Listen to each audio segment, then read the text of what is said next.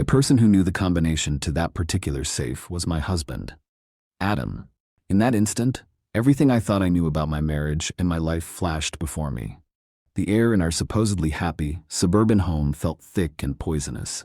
I didn't say a word.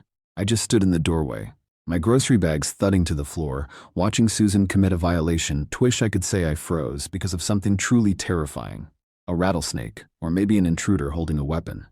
But what actually stopped me dead in my tracks that Tuesday afternoon was far more common, yet infinitely more disturbing. My mother-in-law, Susan, rifling through the hidden compartment of my bedside safe, counting out a stack of $100. It was the look on her face, a predatory, completely focused expression, and the fact that the only hat, 72 hours later, would launch us into the most vicious divorce proceedings imaginable. Day 1, Tuesday afternoon. To understand the chaos that followed, you have to appreciate the peace that came before. Adam and I had been married for 8 years. We were the classic power couple cliché. He was a software architect. I was a marketing director. We had the custom-built house in Raleigh, North Carolina, 2 well-behaved golden retrievers, and a joint savings account that was comfortably in the 6 figures. The safe in question wasn't for family heirlooms or classified documents. It was a mundane little thing, bolted to the floor inside the custom cabinetry next to my side of the bed. We used it for essentials. The spare house key, Adam's grandfather's signet ring, and, critically, $15,000 in cash. This wasn't some Breaking Bad stash. It was our emergency fund, the what if the roof leaks and the banks are down money. We'd agreed on it years ago. Susan, Adam's mother, was a fixture in our lives. After her husband passed away, she'd sold her old place and moved into a new condo literally 10 minutes from us. Adam was an only child, and Susan clung to him with the emotional intensity of a barnacle. It was a bit suffocating, but mostly harmless, a constant stream of unsolicited advice on my cooking, my clothes, and why we hadn't given her a grandchild yet. I tolerated it, viewing it as the minor tax you pay for marrying a good man. I'd just gotten back from a particularly brutal quarterly review at work and stopped for groceries. My head was full of budget projections and campaign metrics. I opened the front door, called out a greeting. "Honey, I'm home." Got no response, and walked straight toward the bedroom to change out of my power suit. That's when the entire structure of my life went silent, replaced by the sound of crinkling $100 bills. Susan, startled by the sound of my dropped groceries, looked up. The color drained from her face, replaced by a ghastly, sickly white. "Sarah, I didn't hear you come in," she stammered, scrambling to shut the safe door. She failed. The stack of cash, I could clearly see it, was only about a third of what should have been there, sat exposed. "What are you doing, Susan?" My voice was calm, almost unnervingly so. It was that strategic calm you get when the internal panic switch has fused, and all that's left is a cold, hard operational core. I was just organizing. Adam asked me to organize the papers. Her explanation was ludicrous. The safe contained 2 things, cash and a single signet ring, no papers. The combination is 88119. The ring is on top, and you're counting cash, not organizing, I stated, walking closer. "Where's the rest of it, Susan?" She finally snapped the safe shut. "I have no idea what you're talking about. I'm leaving." And with that, she brushed past me and practically sprinted out of the house. I didn't try to stop her. I didn't need to. I knew this wasn't just a random act of theft. It was a breach authorized by the one person who could authorize it.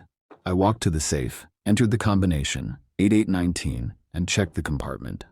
The emergency fund was down to $4,000. I spent the next 20 minutes pulling up the last 6 months of our joint financial statements, focusing specifically on any large, unexplained withdrawals or transfers.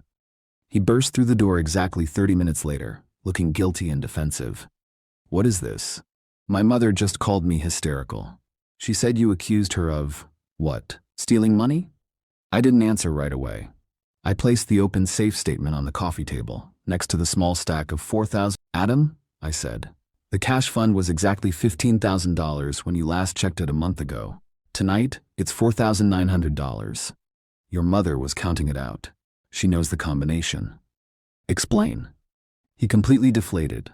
The bluster went out of him like air from a punctured tire. He sat down heavily on the couch. "Okay, look, it's not what you think. Susan, she needed a loan. A $10,100 loan, Adam. Without telling your wife? What for?" He sighed, running a hand through his hair. "It's complicated. She lost money on a bad investment, she's behind on her condo HOA fees, and she was being threatened with a lien. She swore she'd pay it back in a month. I knew you'd say no. Of course, I would say no. We decide things together. It's our money, Adam. I was getting louder now, the calm finally cracking. But wait, it gets better, doesn't it? Because you didn't just loan her money. You gave her access to a safe you knew I didn't want anyone to touch. You fundamentally undermined our financial security and, more importantly, our trust. But that wasn't the biggest problem. The real question wasn't about the cash. It was about the breach of security. Adam, I need you to be completely honest with me right now. Did Susan ask you to pay for anything else recently? Any other large sums? Did you give her access to our joint checking account details too? He hesitated, that tiny, fatal hesitation that told me everything I needed to know. I didn't believe him for a second. His mother was a black hole of financial need, and he was too spineless to say no. I'm not doing this tonight, I told him. I'm going to sleep in the guest room. I need to think. Day 3, Friday morning. My thinking period was more of an all-out, strategic scramble. I didn't waste time on tears. I used that cold, logical core from the day I found Susan in my room. My first call was to Brenda. Brenda wasn't a therapist or a friend. She was my lawyer, a sharp, no-nonsense attorney specializing in marital assets. I laid out the whole story, the unauthorized access, the missing cash, and Adam's weak explanation. Brenda's response was immediate and terrifying. Sarah, you're not calling me about $10,000. You're calling me about a pattern of financial deception. If he gave his mother access to a restricted safe, he may have given her access to far more. This is an immediate legal threat to your shared assets. Following her instructions, I spent all of Thursday at work, but my brain was elsewhere. I quietly transferred a large sum of money from our joint savings into a new individual account in my name only. It was a preemptive strike, legal in our state because the money was a community asset, and I was protecting it from further unauthorized use by his mother. I also downloaded every joint account statement, mortgage document, and tax return from the last 5 years. The big discovery came late Thursday night. Scrolling through our joint credit card activity, I found a series of peculiar charges, multiple large transactions, all processed online, totaling nearly $2,500 over the last 2 months. They were coded vaguely as legal consulting fees, and they were all linked to an address in Chapel Hill, an address I didn't recognize. I cross-referenced the address. It was a law office. A week later, Tuesday Adam and I had been living in a Cold War for a week. We barely spoke.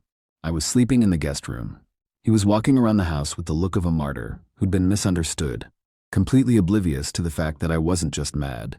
I was gathering evidence. I arranged to meet Adam at a quiet coffee shop, away from the house. I had the printed credit card statements and the law office address pulled up on my phone. Adam, I started, calm again. I did some digging. I found these charges on our joint credit card. $2,500 to a divorce lawyer in Chapel Hill. He paled dramatically, spilling a little of his lukewarm latte. I'm not the one getting a divorce, Adam. But you are, aren't you? He looked down, defeated. Sarah, not right away, but soon. Things haven't been good between us. Things haven't been good because your mother has been draining our resources, and you've been lying about it. I retorted, letting a sliver of the bitterness finally creep into my voice. But here's the kicker, Adam. You started meeting with a lawyer 2 months ago. You began funneling money to your mother from the safe, and who knows where else, around the same time. You were trying to diminish the marital assets before filing. That's not just messy, Adam. That's fraud. He stammered. No, I just wanted to make sure Susan was taken care of. She's my mother. I didn't want her to lose her home. Your mother loses her home, and I lose my emergency fund and half of my retirement because you're too cowardly to set a boundary with her. That's your plan. I pushed the final blow across the table.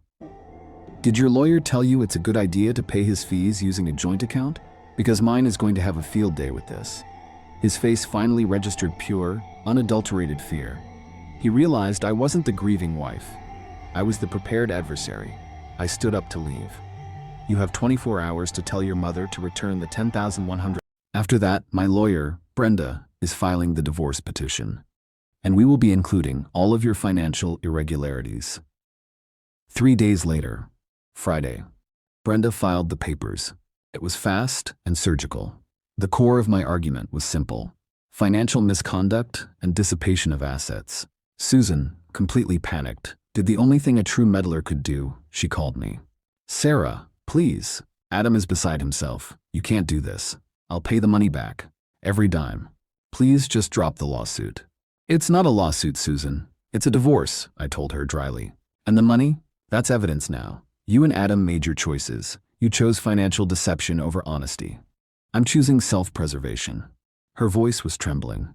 But why are you protecting the money? You earn enough. Because, I explained, leaning into the phone, it wasn't about the money. It was about the moment I walked into my own bedroom and realized the two people I loved most were conspiring against me. That's a betrayal you can't put a price on. She hung up, defeated. 6 months later, the final judgment. Adam and his lawyer tried to argue it was a gift to his mother. The judge disagreed, ruling it a clear attempt at asset dissipation in anticipation of divorce. The final judgment was a major victory.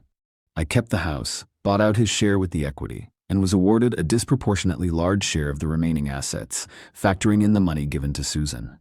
The financial shock absorber I'd built by transferring money out proved to be the smartest move I'd ever made. Adam had to sell his stock options to pay his mother's debt back to the community estate and cover his own mounting legal fees. His loyalty to his mother cost him dearly. The house still smells the same, but the energy is different. The dogs are happier. The biggest change is my side of the bedroom. The old safe is gone. I had it professionally unbolted and removed. I'm dating again, and I'm a different person. I am wary, yes, but also immensely stronger. I learned the hardest lesson of all. Trust is not a passive gift. It's an actively managed asset, and you must protect it fiercely. I didn't lose $10,100. I gained an understanding that my quiet, methodical approach to life was my greatest strength. I kept my head when Adam lost his nerve, and I focused on logic when Susan focused on manipulation. What I walked into that day wasn't just a mother-in-law stealing cash. It was the moment I walked into the realization that my marriage was a financial partnership built on quicksand. The betrayal froze me, but the response? That set me free. Now, every time I get a new financial statement, I check it line by line. I manage my trust the same way, with meticulous, unforgiving scrutiny. Because you just never know what seemingly small, mundane breach of security will be the one to unlock an entirely new and much better life. I sometimes wonder what Adam and Susan are up to now, but mostly, I don't. I'm too busy making sure my own account is balanced. What do you think was Adam's biggest mistake, stealing the money or paying his lawyer with a joint credit card? Let me know in the comments below.